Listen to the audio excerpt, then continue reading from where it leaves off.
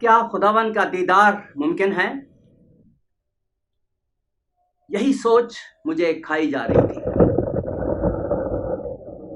اور یہی خیال میرا غم بنتا جا رہا تھا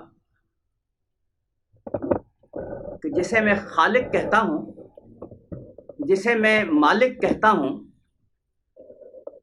جسے میں خداوند کہتا ہوں،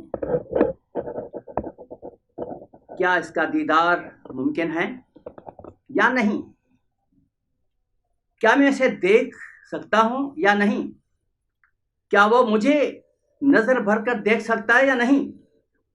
میں نے سنا کہ موسیٰ سے خداوند نے کہا کہ انسان مجھے دیکھ کر زندہ نہیں رہ سکتا، اس لیے تو میرا چہرہ دیکھ نہیں سکتا۔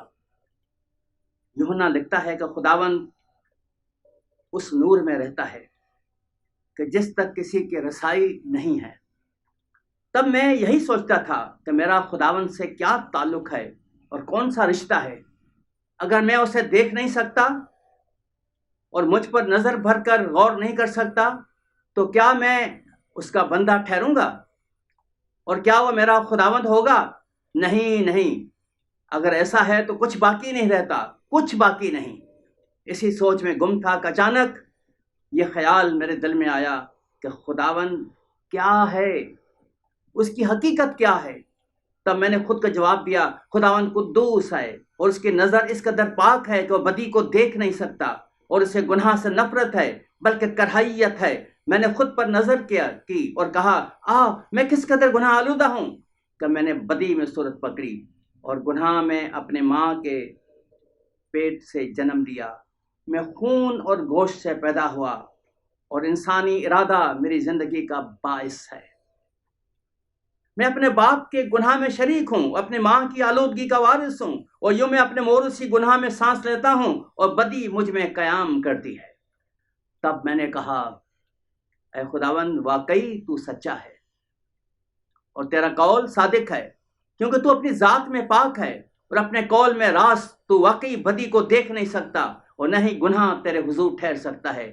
تیرا گناہ واجب ہے کہ انسان مجھے دیکھ کر زندہ نہیں رہ سکتا، کیونکہ جس قدر تیرے حضور تاریکی کا وجود نہیں ہے، اسی طرح تیرے سامنے بدی ٹھہر نہیں سکتی، اور میں جو تاریکی کی پیدائش ہوں اور بدی کی صورت میں ہوں، کس طرح تجھے دیکھ سکتا ہوں اور کس طرح تو مجھ پر نظر جما سکتا ہے؟ اے خداوند، واقعی میں فنا ہوا ہوں، کیونکہ میری ذات گناہ کی نجاست میں ڈوبی ہوئی ہے۔ اے خداوند، واقعی جو ماں اور باپ کے خون اور گوشت کے ارادے سے پیدا ہوئے ہیں وہ انسان ہیں اور گناہ آلودہ ہیں، اور وہ جرات ہی یہی رکھتے ہیں کہ تجھ خدائے واحد اور برحق و قدوس کو دیکھ سکتے ہیں۔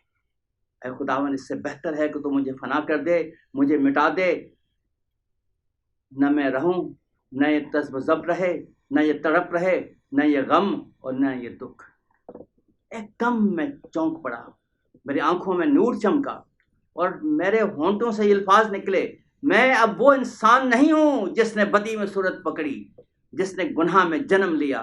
اب میں نہ تو خون اور گوشت کا اظہار ہوں، نہ ہی انسانی ارادوں کا مظہر ہوں، کیونکہ اب میں خداوند یسوع میں نیا مخلوق ہوں اور خدا کے ارادے سے پیدا ہوا ہوں، اور اس کا تخم مجھ میں اب قیام کرتا ہے، جس کے وسیلے سے مجھ سے میری ماں باپ کی بدی جاتی رہی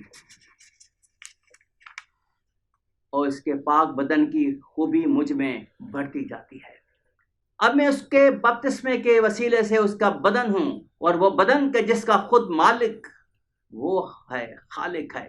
اب میں تو روز بروز اس کی شکل میں بدلتا جاتا ہوں، کیونکہ اب میں تو پاک بپتسمے سے ایک مسیحی ہوں، یعنی مسیح کی شکل ہوں، مسیح کی صورت ہوں، کیونکہ اب وہ میرا وجود ہے، وہی میری ابتدا ہے، وہی میرا اٹھنا بیٹھنا ہے۔ میں مسیح کا بدن ہوں، مسیح کی صورت ہوں۔ جس نے مجھے دیکھا اس نے میرے مسیح کو دیکھا، کیونکہ جہاں میں ہوں وہاں میرا مسیح ہے، اور جہاں مسیح ہے وہاں میں ہوں، کیونکہ میں اس میں بحیثیت انسان دفنایا گیا تھا اور بحیثیت مسیح زندہ ہوا ہوں۔ اس لیے اب جس نے مجھے دیکھا اس نے میرے مسیح کو دیکھا، اور میرے ہی مسیح نے یہ کہا کہ اے فلپس، میں اتنی مدت سے تمہارے ساتھ ہوں، کیا تو مجھے نہیں جانتا؟ جس نے مجھے دیکھا اس نے باپ کو دیکھا۔ تو کیوں کر کہتا ہے کہ باپ کو ہمیں دیکھا؟ کیا تو یقین نہیں کرتا کہ میں باپ میں ہوں اور باپ مجھ میں؟ میں خوشی سے اچھل رہا تھا اور میں نے اپنے آپ سے کہا میں اپنے خداوند کو دیکھ سکتا ہوں، بلکہ دیکھتا رہتا ہوں، اسے چھوتا ہوں، اس پر نظر کرتا ہوں، کیونکہ مسیح کے خون نے مجھے پاک کیا ہے اور اس کے بپتسمے نے مجھے اس کے بدن کی حیثیت بخشی ہے کہ جس کے وسیلے سے اب مجھ میں ایسی قدرت پائی جاتی ہے کہ میں خدا کو دیکھ کر زندہ رہ سکتا ہوں، اور خدا مجھے دیکھ کر خوش ہوتا ہے اور وہ میری ستائش کرتا ہے، کیونکہ اب میں مسیح کی صورت اور مسیح کا بدن ہوں۔ مجھے دیدار حاصل ہو گیا۔ خداوند برکت بخشے، آمین۔